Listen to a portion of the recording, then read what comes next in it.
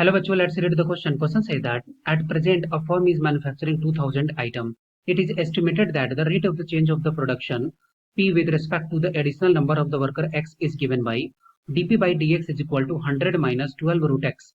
If the firm employ 24 more worker, then the new level of the production of the item is option A 2500, option B 3000, option D 3500, option D 4500. इस question को करने के लिए की concept क्या हो जाएगा,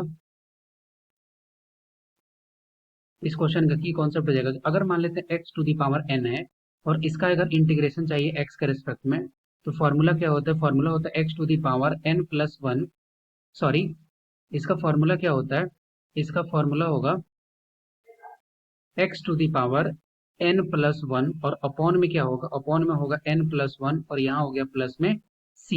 इस बेसिस पर हम लोग इस क्वेश्चन को इजीली सॉल्व कर सकते हैं। ये डेफिनेट इंटीग्रल का क्वेश्चन है। इसमें कंडीशन क्या दे रहा है, कंडीशन दे रहा है कि इनिशियल मैन्युफैक्चरिंग जो आइटम है वो कितना है, वो है 2000। ओके, और यहाँ पे बोल रहा है कि इनिशियल जो वर्कर है वो वर्कर कितना है, 0, लेकिन बोल रहा है कि 25 वर्कर अगर आ जाते हैं तो मैन्युफैक्चरिंग कितना होगा, अगर ये एक रिलेशन दिया हुआ है। तो यहाँ पे रिलेशन क्या है, रिलेशन है dp by dx and this is equal to 100 minus 12 root x. Okay, अब यहाँ पे सेपरेशन वेरिएबल का अगर मेथड का यूज करते हैं तो यहाँ पे क्या लिख सकते हैं, यहाँ पे लिख सकते हैं dp is equal to 100 minus 12 root x dx।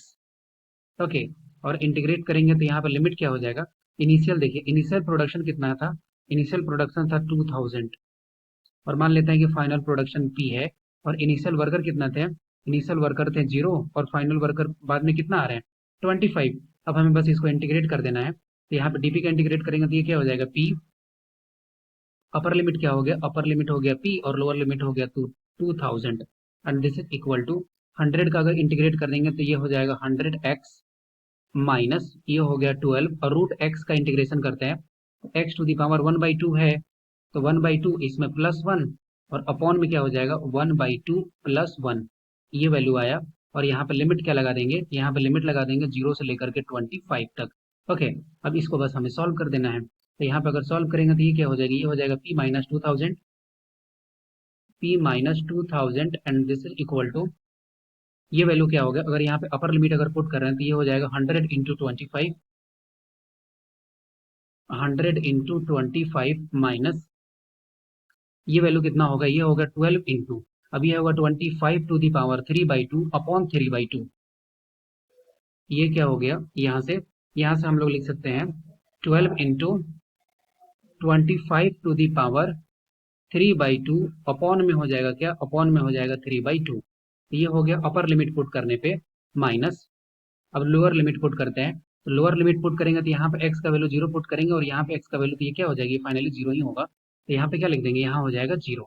Okay, अब इसको हम लोग सॉल्व करते हैं तो यहाँ पे हो जाएगा p minus 2000 and this is equal to, ये हो गया 2500 माइनस, अब देखिए यहाँ पे 25 है, 25 को क्या लिख सकते हैं 5 का स्क्वायर, अब यहाँ से 2 से 2 कैंसिल हो जाएगा तो 5 का क्यूब हो गया।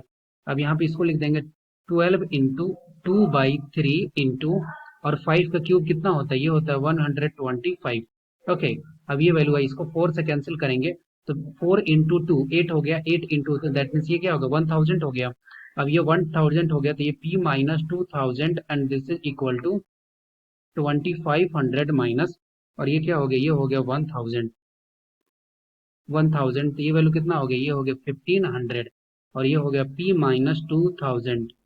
तो यहाँ से p इज इक्वल टू क्या आ गया, p इज इक्वल टू आ गया 3500, मतलब कि अगर 25 वर्कर आ जा रहे हैं तो मैन्युफैक्चरिंग कितना होगा 3500।